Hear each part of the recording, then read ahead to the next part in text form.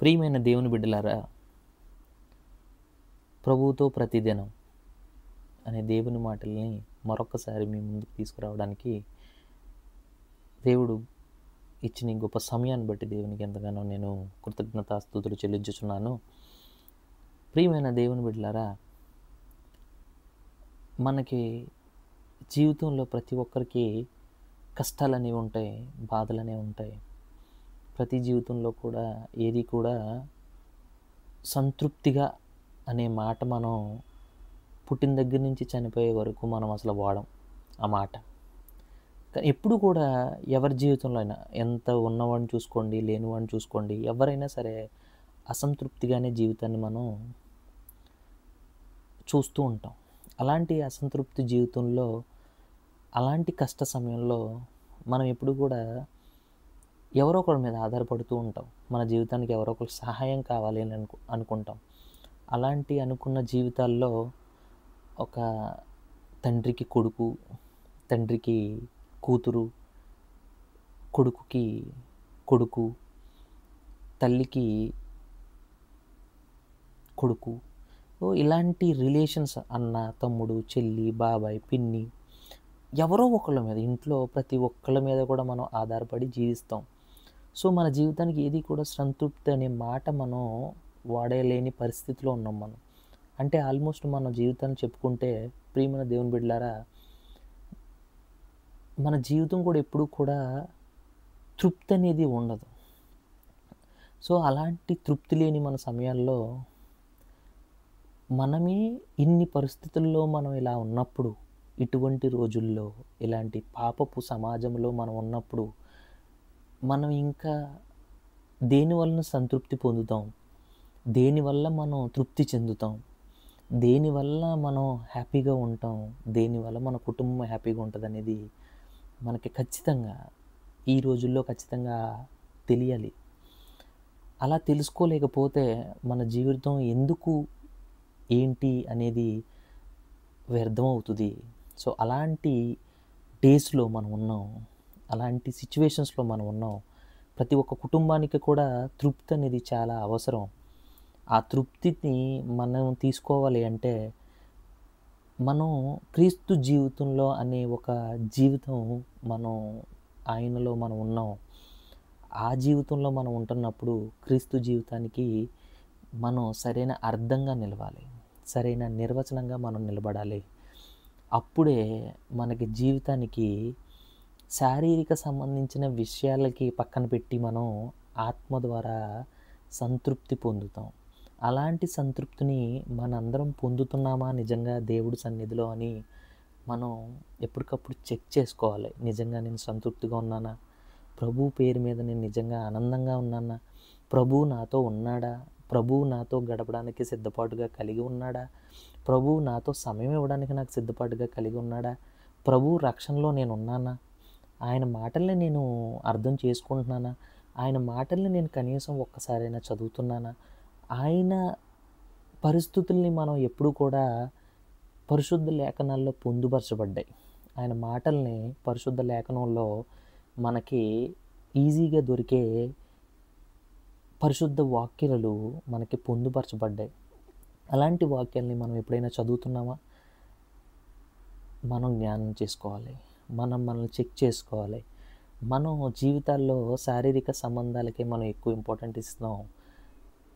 మానసిక సంతృప్తి అనేది మనకు కలగాలంటే దేవుని వాక్యం ప్రతిరోజు కూడా మనం చదవాలి, అర్థం చేసుకోవాలి. ఆయనలా మనం ఒక్కరోజైనా కూడా బతకడానికి సిద్ధపాటు కలిగి ఉండాలి.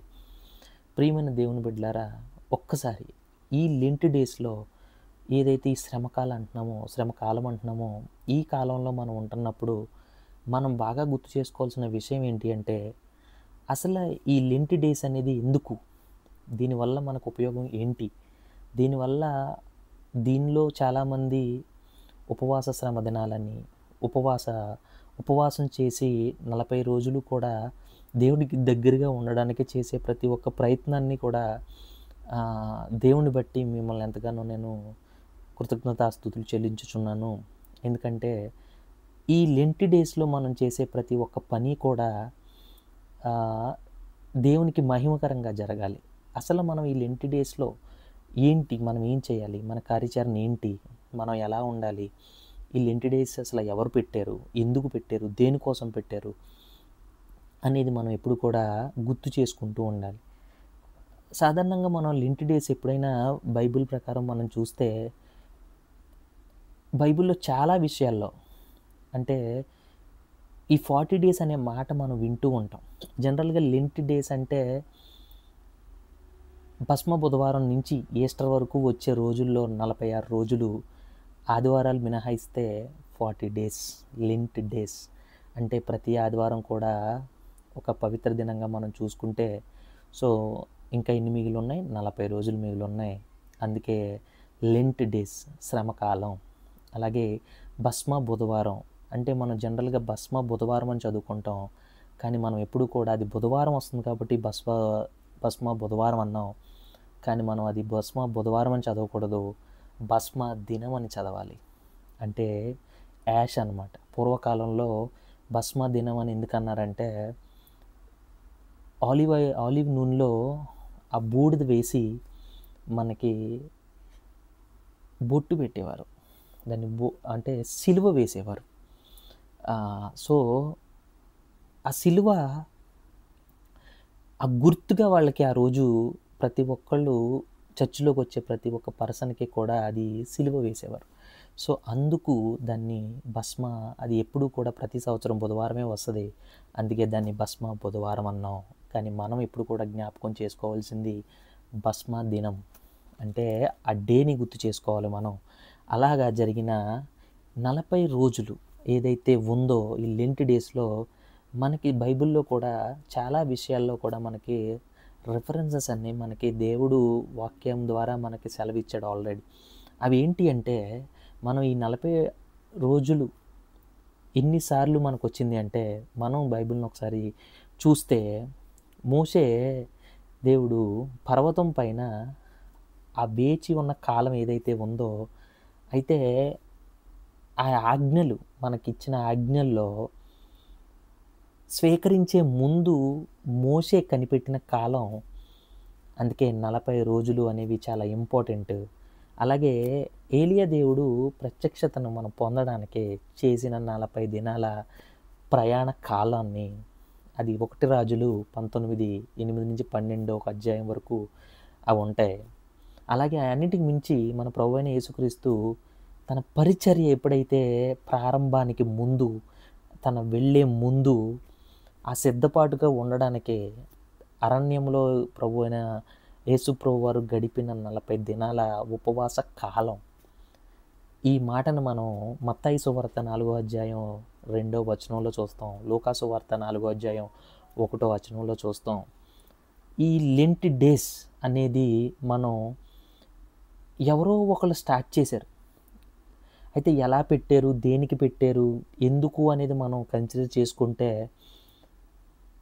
ఇది ఎవరో పెట్టింది అని మనం దీన్ని ఫాలో అవుతున్నాం అని అనుకుంటాం. కానీ మనం ఎప్పుడు కూడా ఎవరు పెట్టారు, ఎందుకు పెట్టారు, దేనికి పెట్టారు అని చూడకూడదు.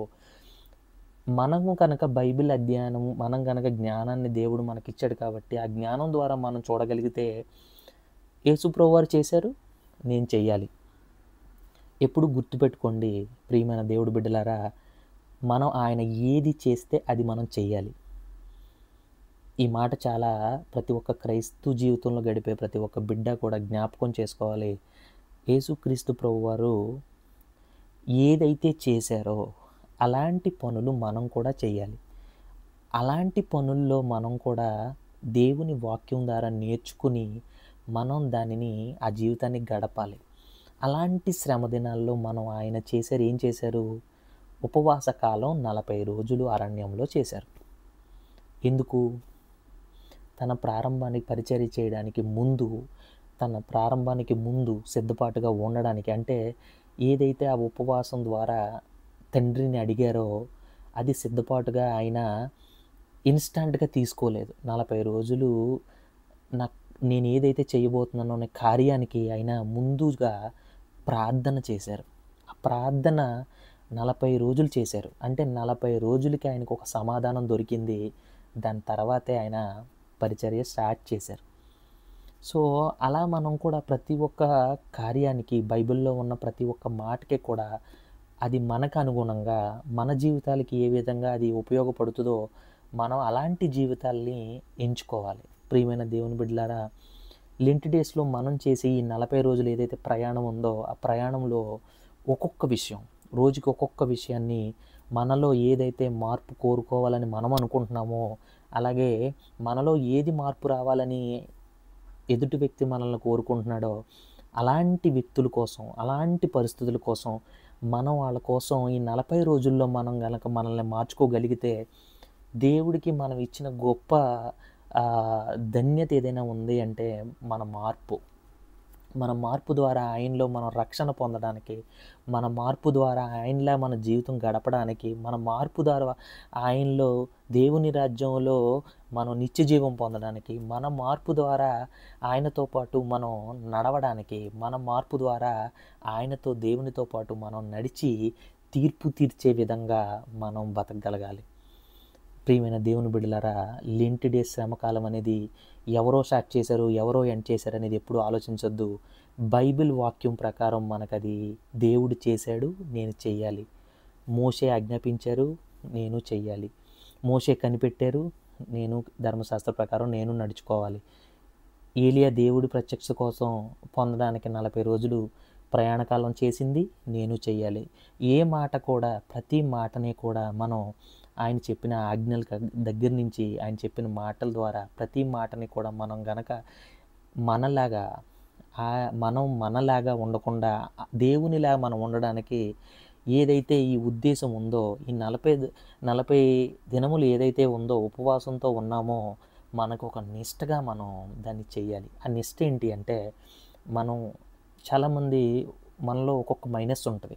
అరే నాకు కోపం ఎక్కువ, లేకపోతే అరే నాకు బాధ ఎక్కువ, అయ్యో నేను సెన్సిటివ్, లేకపోతే నాకు ఎప్పుడు కూడా నేను జబ్బును బారిన పడుతూ ఉంటాను, లేకపోతే నేను అనవసరంగా అవతల వాళ్ళని తిడతాను, అరే నాలో ఏవైతే మనలో మైనసెస్ ఏవైతే ఉన్నాయో, అరే నేను ఎక్కువ చదవలేకపోతున్నాను, లేకపోతే చిన్న బిడ్డలైతే యవనస్తులైతే వాళ్ళు దారి తప్పి ప్రయత్నిస్తున్నారో, తల్లిదండ్రులుగా మనం ఆ బాధ్యతని మనం తీసుకున్నప్పుడు మనం ఒక్కొక్క మాటని మనలో ఏదైతే ఉందో ఆ మాటకి మనం ప్రతి ఒక్క రోజు ఈ 40 రోజుల్లో 40 డేస్ మనం గనక 40 మిస్టేక్స్ని మనలో వెతుక్కుని దేవుడి ద్వారా మనం ఉపవాసం గనక ఉంటే ఖచ్చితంగా మనకి దేవుడు జవాబిస్తాడు.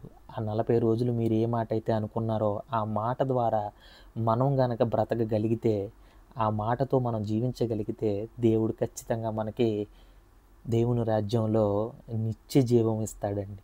సో ప్రియమైన దేవుని బిడ్డలారా, లెంట్ డేస్ అనేది మనకి ఏం చెప్తుంది అంటే, ఆయన చేసిన క్రియలన్నీ కూడా, ఆయన చేసిన పనులన్నీ కూడా, ఆయన చెప్పిన మాటలన్నీ కూడా మనం అదే విధంగా మనం కూడా జీవితంలో బతకగలిగితే, సో ఆయనకి ఈ ఉపవాస శ్రమ దినాల్లో ఏదైతే ఆయన పరిచర్య ప్రారంభానికి ముందు ఏదైతే సిద్ధపాటు కలిగి ఉండడానికి ఆయన ఈ ఈ ప్రయాణం అది స్టార్ట్ చేశారో అరణ్యాసంలో, ఈ ఉపవాసం ఏదైతే స్టార్ట్ చేశారో, మనం కూడా మన జీవితానికి కూడా మనం కూడా అనుకుని, మనం ఒక కార్యం అనుకుని, మనం మనలో మార్పు రావాలని అనుకుని, మన జీవితాలకు కూడా సహాయం కావాలని మనం కూడా అడిగి వేడుకుంటే ఖచ్చితంగా దేవుడు మనకి సమాధానం ఇస్తాడు.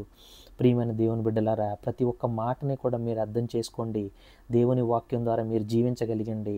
ప్రతి ఒక్కరికి మీరు ఆదర్శంగా నిలవండి. ప్రియమైన దేవుని బిడ్డలారా, దేవుడి పేరిట మనం ఎన్నెన్నో కార్యాలు చేయాలి. దేవుని పేరిట మనం ఎన్నెన్నో సంఘాల్లో మనం నిలబెట్టాలి. దేవుని పేరిట మనం ఎన్నెన్నో ఆత్మల్ని రక్షించాలి. దేవుని పేరిట మనం ఎన్నెన్నో కార్యములు చేస్తూ మనం ఎదుటి వాళ్ళకి సహాయం చేయాలి.